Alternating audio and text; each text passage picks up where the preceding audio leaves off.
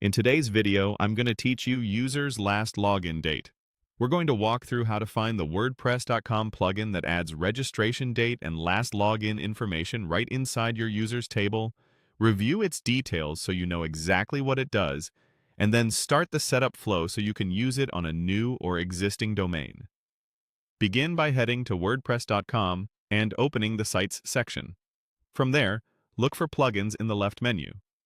This takes you to the plugin directory, where you can search the entire catalog. In the search bar, type something relevant like User's Last Login Date, or simply Last Login. As results populate, you're looking for the option that clearly states it shows the registration date and the last login field in the Users section of your WordPress dashboard. Click into that result to open the full plugin page. You might see it listed as User Registration Date and Last Login Date, and the description will confirm that it adds two useful columns to your users table. Once you're on the plugin page, take a moment to explore the tabs. Start with Description to understand what's included and what the plugin updates automatically.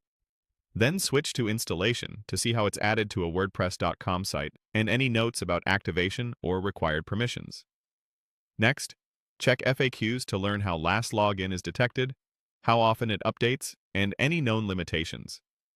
This quick review helps you avoid surprises and ensures the plugin matches your needs. Tip: some plugins require specific WordPress.com plans to install. Verify compatibility here before proceeding. When you're ready, click Get Started. This opens the WordPress.com flow to set things up with the selected plugin. You'll be prompted to choose how you want to use a domain. If you'd like a brand new domain, click Search Domains and look for an address that fits your site. If you already own a domain elsewhere, select Already Have a Domain to connect it instead. On the Use Your Domain page, click into the Domain field to enter your existing domain, then click Continue. WordPress.com will guide you through the remaining steps, including plan selection and any needed domain connection details, and the plugin will be part of that setup. After you complete the process and can access your WordPress dashboard, open Users.